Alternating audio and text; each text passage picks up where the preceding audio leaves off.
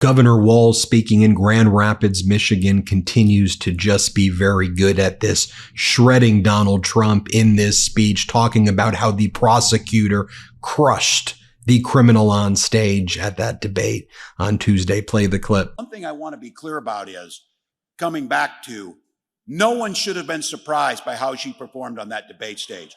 From her time as a prosecutor, to her time as a county attorney, to her time as the Attorney General of the largest state in the nation, to her time as a United States Senator, to her time as our Vice President. Every day, every single day, putting the American people first.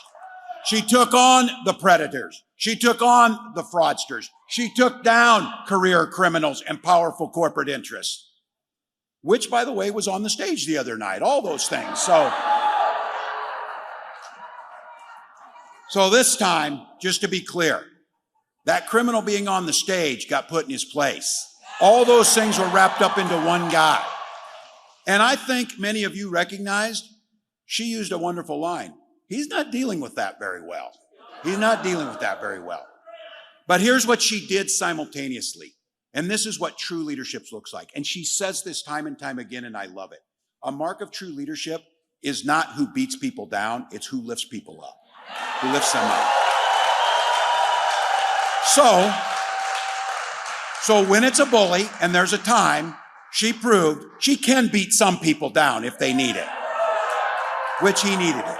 Here he is, just continuing to be very good at this, Governor Walz. Play the clip. Read it. Tell your friends, send it to your relative that you're dreading seeing. Get it out to them. Because you know what? They watched that the other day, and I don't hear them out there much. I don't see them out there much. They're a little bit, because they're good people. They're our neighbors. They're like, that didn't look very presidential. Screaming about eating cats is not a solution. It's not a solution. Well, what Kamala Harris was talking about is things that you actually care about. They might not be sitting down at the bar talking about banning books, but they might down there be talking about, how can I afford a house? I'm working hard. I'm working hard. I want to have a house. And because that house becomes a home. To some of these folks, you're a real estate mogul, venture capitalist, whatever, that's just an asset to be traded and sold to whoever you want. For us, it's a place we gather around the kitchen table to talk to our kids about what happened at school. That's what Kamala Harris wants for you. That's what she wants for you. And then when the crowd starts chanting, "Lock him up," here's what Governor Walz has to say. He was referring to those rioters, and go back and make sure you'll see this again, I'm sure. He said, we did nothing wrong. He didn't say they, he said we. And then at the end of this thing, you watched 90 minutes. You watched, like, beat him at the ballot box, beat him at the ballot box. We have got the opportunity, people. What he didn't see. Here, Governor Walz talks about Donald Trump's statement about having concepts but not a plan when it comes to health care. Play this clip. There's a lot of reasons. My God, too many to list the time we're here. A lot of reasons this guy shouldn't get anywhere near the White House again. But we have a responsibility, and can, to tell people what the alternative is. Because what he did not do, he did not say one thing what he would do to make life better for the American people. Not once. Remember, after he came down his golden escalator, he said this would be easy. This would be easy. I would have a health care plan on day one. That was 9 years ago. But look, it's progress, apparently. He has the concepts of a plan.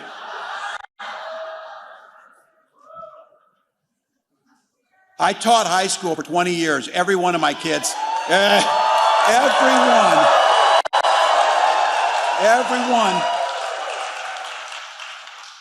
every one of my kids had a better excuse for not doing their work than that. They never told me they had a concept of the plan. So,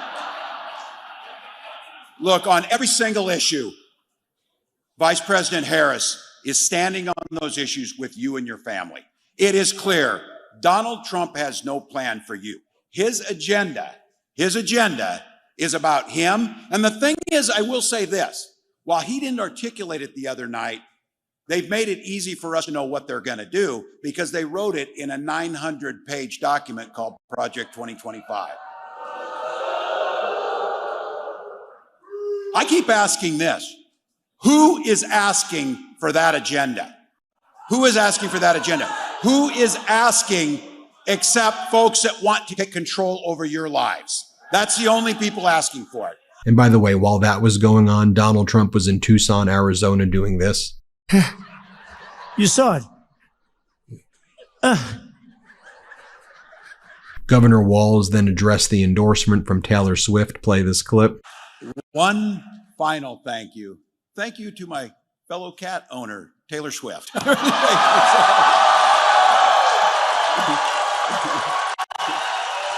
Look, she's not here, but let me just say, Vice President, I know you're all waiting. Oh, what a bait and switch this guy left on us. Look, Vice President Harris and I couldn't be more excited to have her support. Really grateful. So, and look, it's not as if I didn't warn these guys a few months ago. You mess with cat people and you will find out. You will find out. So they did. So beautiful strategy there, picking on the cat people. So and here Governor Walz talked about how Donald Trump's true colors were on full display the other night. Play this clip. Look, all of you are here, but how can we not start with the debate? How can we not start with the debate? Look, what was so clear about it was, and again, not surprising, but there was one person on that stage who should be the next president of the United States. One person.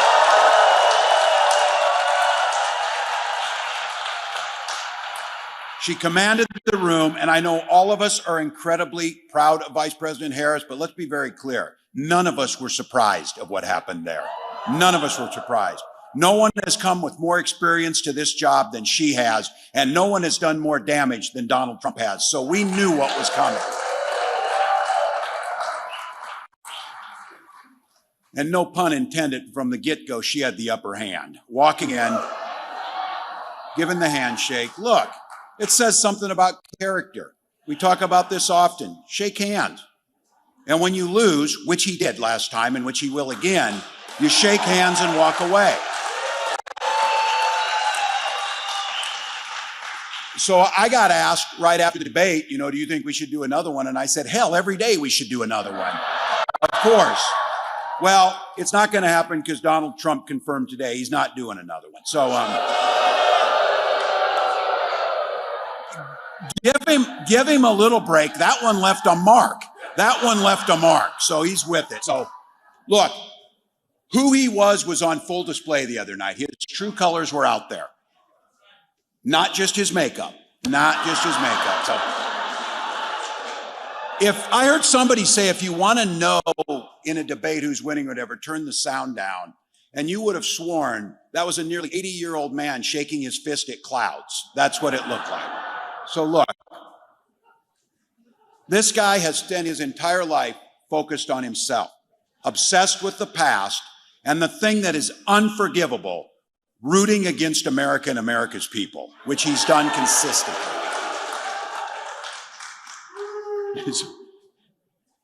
He said a lot of weird stuff too, so I'm just going to say that. And that was, and you tell me you had this on your bingo card, and they're eating cats, and they're eating cats. So.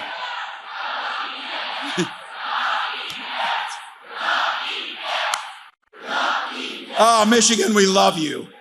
Look, and it would be funnier too if it wasn't so dangerous, but I want to be clear about this guy. Last week, he did one of these fake town halls where he gets one of the Fox News people to ask him questions that he knows, and then he answers on this. But what was so fascinating about that was, in that amount of time that he was there, and you should go see this, it's really something to see. In that little interview he did, 11 times he reassured the people there that he was not weird. Now, yes, some of you picked up on this. If you need to remind people 11 times you're not weird, you might be weird. There you go. So look, But it's what he didn't say that was probably the most disturbing of the night. Trump refused to say that he wants the brave fighters in Ukraine to win the war in protection of democracy. It's a pretty low bar. That's a pretty low bar when he got asked that question. The other thing he refused to say was, he refused to say if he would veto a national abortion ban. Well, you know why he refused to say, because you know exactly what he would do. Look, they don't trust women, and women don't trust them. That is that simple. That is that simple.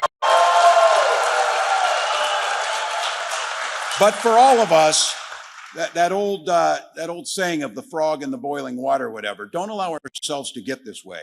The most damaging thing that he wouldn't say is he refused to acknowledge he lost the last election. He refused to condemn the January 6 criminals who attacked the U.S. Capitals and our democracy. But in the anger that he got into as the poise and dignity and the sharp retorts from Vice President Harris, he lost some of that composure in there. And when he was referring to those rioters, and you go back and make sure you'll see this again, I'm sure, he said, we did nothing wrong. Take a look at the incredible crowd size now in Greensboro, North Carolina, who was there to see Vice President Kamala Harris speak on Thursday as well. Play the clip. And we together understand the awesome responsibility that comes with the greatest privilege on earth, the privilege and pride of being an American.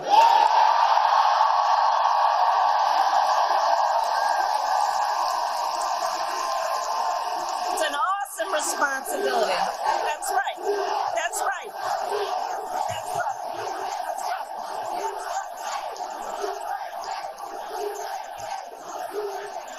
And here's what she had to say. Play the clip. He who has vowed if reelected he will be a dictator on day one.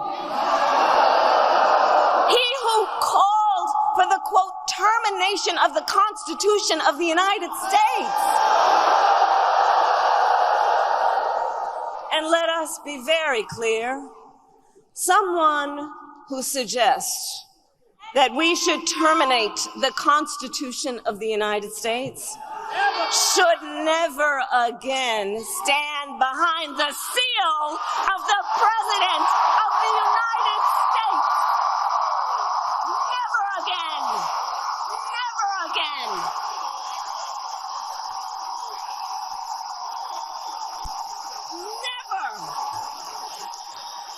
Here's one more clip of Vice President Kamala Harris. People who saw him every day, his national security advisor, his defense secretary, his chief of staff, and his vice president, all of whom have warned America, Donald Trump is not fit to be president of the United States.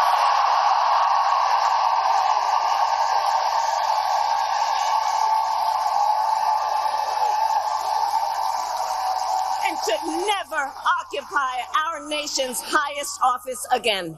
Here she is again. Play the clip. But he wants to get rid of it. And as he said in the debate, he made clear he has no plan to replace it. In fact, you remember? Concept. You remember? He has, quote, concepts of a plan. Concepts of a plan.